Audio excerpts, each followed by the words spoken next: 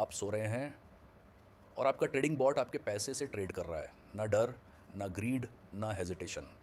सुनने में perfect passive income लगता है ना? लेकिन मान लीजिए सुबह उठकर अकाउंट 50,000 रुपये रेड हो तो ब्लेम किसे करेंगे? मार्केट को, स्ट्रेटजी को, या उस बॉट को जिसे आपने सिर्फ एक शानदार बैक टेस्ट देखकर लाइव कर दिया था?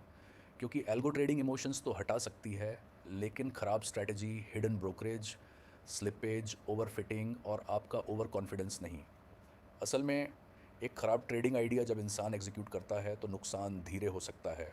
वही ख़राब आइडिया जब कंप्यूटर एग्जीक्यूट करता है तो नुकसान भी ऑटोमेट हो जाता है। तो सवाल है, रिटेल एल्गो ट्रेडिंग सच में स्मार्ट ऑटोमेशन है या लॉसेस को फास्टर बनाने वाला एक एक्सपेंसिव ट्रैप? नमस्कार दोस्तों, नॉइज़ को म्यूट कीजिए और डेटा को अनम्यूट। मैं हूं आपका दोस्त अजीत और आप देख रहे हैं दी ओपनिंग एंड क्लोजिंग बेल, जहां ओपिनियन नहीं एविडेंस बोलता है। तो घंटी बजाइए और आज की असली मार्केट स्टोरी शुरू करते हैं।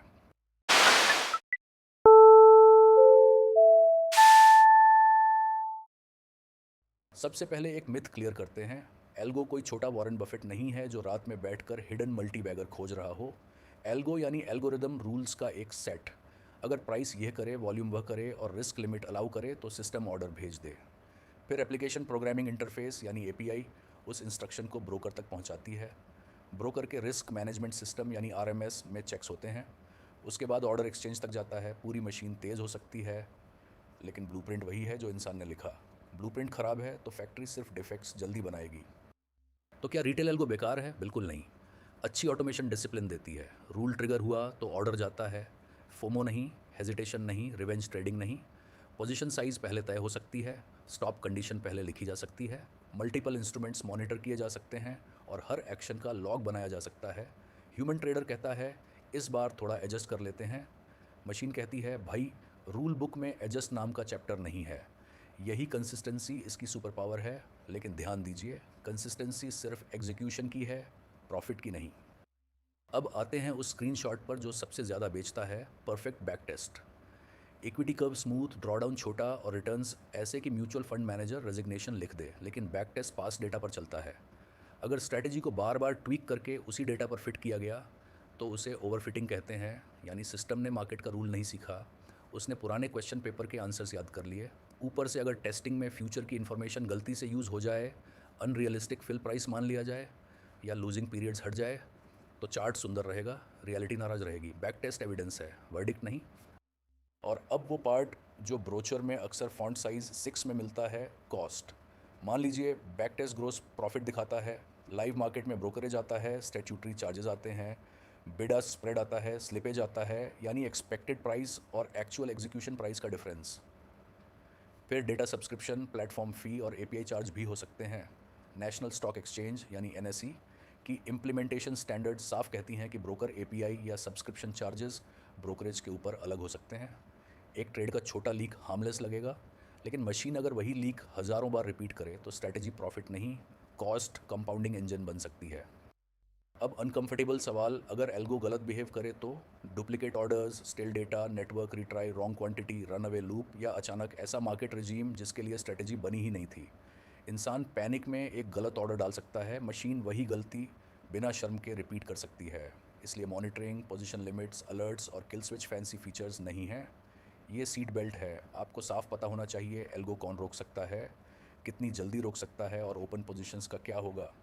हमारा सिस्टम फुली ऑटोमेटिक है, सुनकर इम्प्रेस मत होइए, पूछिए, फुली कंट्रोलेबल भी है। अब रेगुलेशन को सिंपल लैंग्वेज में समझते हैं।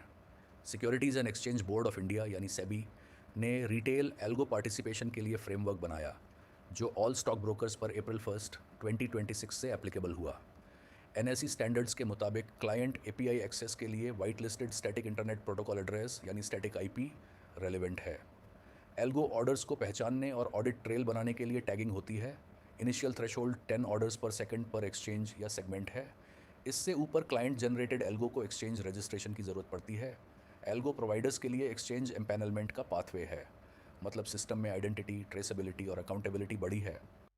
लेकिन यही सबसे इंपॉर्टेंट डिस्टिंक्शन है। एम्पैनलमेंट प्रोवाइडर की बैकग्राउंड, इंफ्रास्ट्रक्चर और सिस्टम्स जैसे पैरामीटर्स पर अकाउंटेबिलिटी फ्रेमवर्क देता है। रजिस्ट्रेशन एल्गो को आइडेंटिफायर और ऑडिट ट्रेल देता है। ब्रोकर कंट्रोल्स ऑपरेशनल सेफ्टी बढ़ाते हैं। इनमें से कोई भी आपके रिटर्न्स की गारंटी नहीं है। ड्राइविंग लाइसेंस बताता है कि ड्राइवर सिस्टम में आइडेंटिफाइड है। ये गारंटी नहीं देता कि हर जर्नी प्रॉफिट में ख़त्म होगी। सेबी पहले ही अनरेगुलेटेड एल्गो प्लेटफॉर्म्स के ह्यूज रिटर्न क्लेम्स और ग्रीवेंस रिड्रेसल की कमी पर इन्वेस्टर्स को कॉशन कर चुका है। इसलिए रेगुलेटेड पाथवे चेक कीजिए, लेकिन प्रॉफिटेबिलिटी का होमवर्क अलग कीजिए। कंप्लायंस सेफ्टी लेयर है, अल्फा सर्टिफिकेट नहीं। तो किसी एल्गो या बॉट को इवेल्युएट करते समय 5 सवाल पूछिए।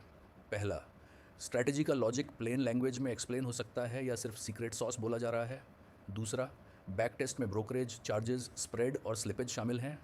तीसरा, आउट ऑफ सैंपल और डिफरेंट मार्केट रेजिम्स में टेस्ट हुआ या एक ही हिस्टोरिकल पीरियड को पॉलिश किया गया। चौथा, प्रोवाइडर, ब्रोकर अरेंजमेंट और एक्सचेंज पाथवे वेरीफाई किए जा सकते हैं। और पांचवा, मॉनिटरिंग, मैक्सिमम लॉस कंट्रोल और किल स्विच किसके हाथ में है। इन सवालों का क्लियर आंसर मिले तो ऑटोमेशन स्मार्ट टूल हो सकती है। जवाब घूमे, स्क्रीनशॉट चमके और गारंटीड रिटर्न सुनाई दे तो बॉट स्मार्ट हो या नहीं, आपका एग्जिट स्मार्ट होना चाहिए। बॉटम लाइन सिंपल है, रिटेल एल्गो ट्रेडिंग ना मैजिक है ना ऑटोमेटिकली स्कैम। ये एक एग्जीक्यूशन मशीन है। अच्छी स्ट्रैटेजी को डिसिप्लिन दे सकती है, ख़राब स्ट्रैटेजी को स्पीड दे सकती है। अच्छे कंट्रोल्स रिस्क को कंटेन कर सकते हैं, लेकिन कोई फ्रेमवर्क मार्केट अनसर्टेनिटी ख़त्म नहीं करता। इसलिए बॉट खरीदने से पहले उसका कोड समझना ज़रूरी नहीं, उसका लॉजिक, कॉस्ट, एविडेंस, अकाउंटेबिलिटी और ऑफ स्विच समझना ज़रूरी है। ऑटोमेशन को एम्प्लॉई की तरह ट्रीट कीजिए, job description clear, limits clear और सुपरविजन ऑलवेज ऑन, क्योंकि मार्केट में ऑटो पायलट यूज़फुल हो सकता है, अनअटेंडेड कॉकपिट नहीं।